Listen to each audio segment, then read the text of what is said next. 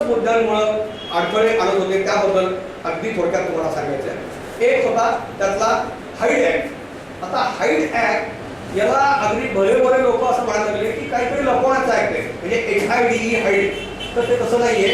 तो Henry HYDE hide आहे.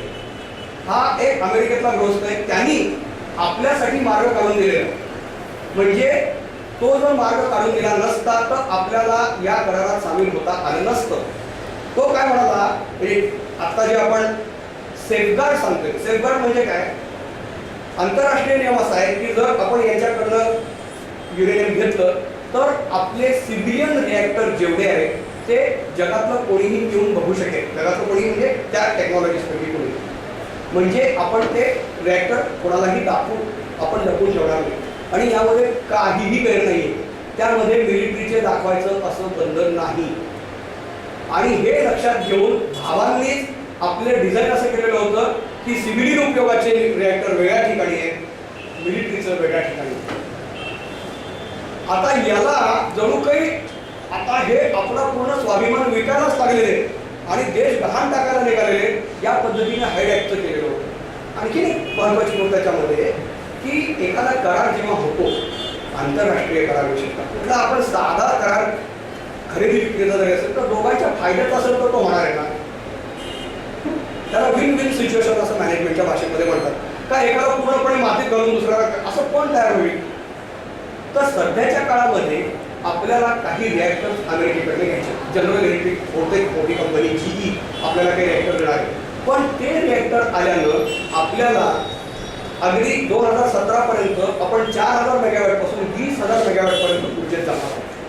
आणि हा काळ आपल्याला जो तुम्हाला आधी सांगितलं की तंत्रज्ञानाचं ट्रान्सफर कशी होत असते, टेक्नॉलॉजी ट्रान्सफर, तर हे आपल्याला बघणं आवश्यक आहे. ते काय काम करतात, त्यांच्याकडे नवीन मटेरियल कोणतं आहे, हे आपण आपले टेक्नॉलॉजीज बघतील तेव्हा आपल्याला थर्ड स्टेज, सेकंड स्टेज आणि थर्ड स्टेजला जे जायचंय ते आपल्याला जाणं सोपं होणार. आणि या सगळ्यामध्ये कुठंही करारामध्ये आपण त्यांना अशी मान्यता दिलेली नाहीये की आम्ही सपोर्ट करणार नाही, पहिली गोष्ट. आणि आमच्या मिलिटरीच्या गोष्टी तुम्हाला दाखवू असं कुठेही या करारात म्हटलेलं नाही. उलट्या बाजूने जर म्हटलं तर आता आजच जी चर्चा झाली की भारताला एवढ्या सवलती तुम्ही का देताय असं अमेरिकेला उलट बाकीचे देश विचारतात. या प्रसंगी आणखी एक महत्वाची गोष्ट आपण लक्षात घ्यायला पाहिजे. 1991ला सोव्हिएत युनियन पडल्यानंतर जग हे युनिपोलर झालेले, एकच ध्रुव आहे जगाला, आणि तो म्हणजे अमेरिका. पूर्वी रशिया आणि अमेरिका दोन ध्रुव होते, आता एकच ध्रुव आहे. आणि अमेरिकेला इतके वर्ष आपली गरज नव्हती, म्हणूनच अमेरिकेने पाकिस्तानच्या जोरावर आपल्यावर छातीवर नाचत होते. ह्याच्यामध्ये श्रीनगरमध्ये आपल्याकडं जेव्हा अणुकराराची चर्चा झाली त्याच्या दुसऱ्या दिवशी पाकिस्तानमध्ये अमेरिकेचा एक खास टॉप लेवलचा मिलिटरी ऑफिसर गेला आणि त्यांनी पाकिस्तानला सांगितलं तुमच्या ISI मधले एवढे लोक आहेत, यांचे अतिरेक तालिबान्यांशी संबंध आहेत आणि आता यांचं काय करायचं आम्हाला सांगा.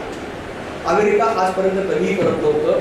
अमेरिका भारताला महत्त्व देऊन अमेरिकेला पाकिस्तानला दूर करण्याची ही एक प्रक्रिया चालू आहे. त्यामध्ये सुद्धा हा राजकीय महत्त्वाचा भाग आहे की भारताला शहाणपणाला वागलं पाहिजे. जे मार्क्सवादी कम्युनिस्ट पक्षाचे लोक म्हणतात की हा करार करणं म्हणजे अमेरिकेला, चीननी आपल्या आधी केलेला आहे करार. कट्टर कम्युनिस्ट चीननी आपल्या आधी हा करार केलेला आहे. आणि तुम्हाला आधी सांगितलं त्याप्रमाणे की 175 देशांनी CTBT वर सही केलेली आहे, आपण सही केलेली नाहीये. या सगळ्या गोष्टी लक्षात घेता केवळ तंत्रज्ञानाचं कारण लक्षात घेऊन आपण हा करार केलेला आहे.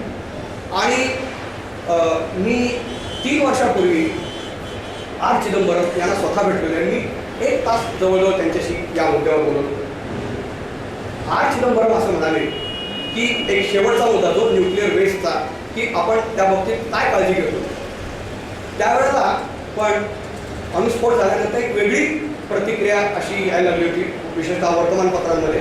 पत्रकारांना फार काही कळत असतं असं समजू नका अजिबात, कारण त्यांच्या हातात ते माध्यम आहे त्यामुळे ते काही लिहू शकतात. तर पत्रकारांनी असं लिहिलं होतं की किरणोत्सारिता वाढली त्या भागातली आणि त्या भागातल्या लोकांचं जीवन धोक्यात आलं. हा प्रश्न मी त्यांना विचारला तर ते म्हणाले काय बोलायचं. म्हणाले अणुस्फोट केल्याच्या दुसऱ्या दिवशी जर मी पंतप्रधानांना तिथं जर घेऊन जात असेल, दुसऱ्या दिवशी आणि तिथं मी 10 दिवस राहिलो. त्याचे मी तुम्हाला CD आणि कॅसेट सगळ्या देतो. त्याचं कारण असं आहे ते माझे की जे काही इंटरनॅशनल नॉर्म्स आहेत त्या सगळ्या नॉर्म्समध्ये आपलं सगळ्या गोष्टी बसल्या, म्हणूनच आम्ही अशा स्फोट करायला धैर्य केलं. या सगळ्या कारणांमुळे अण्वस्त्रधारी जे देश आहेत त्या सगळ्या देशांमध्ये आपल्याबद्दल कमालीचा आदर आहे आणि दबदबा आहे, आणि एक जबाबदार देश म्हणून आपली एक तिथं प्रतिमा आहे. इथून पुढच्या काळामध्ये अण्वस्त्राचं तंत्रज्ञान जर त्यांना द्यायचं असेल तर एक जबाबदार देश म्हणून आपल्याकडे पाहिलं चाललंय. लार्सन अँड टुब्रोनी मुद्दाम सांगितलं की आम्ही आता तयार आहोत, अणुभट्टी आम्ही पण देऊ शकतो जगात. हे म्हणजे किती जवळजवळ 400 कंपन्यांना याचा फायदा होणार आहे आपल्याकडचा. एवढा मोठा रोजगार त्यातनं मिळणार.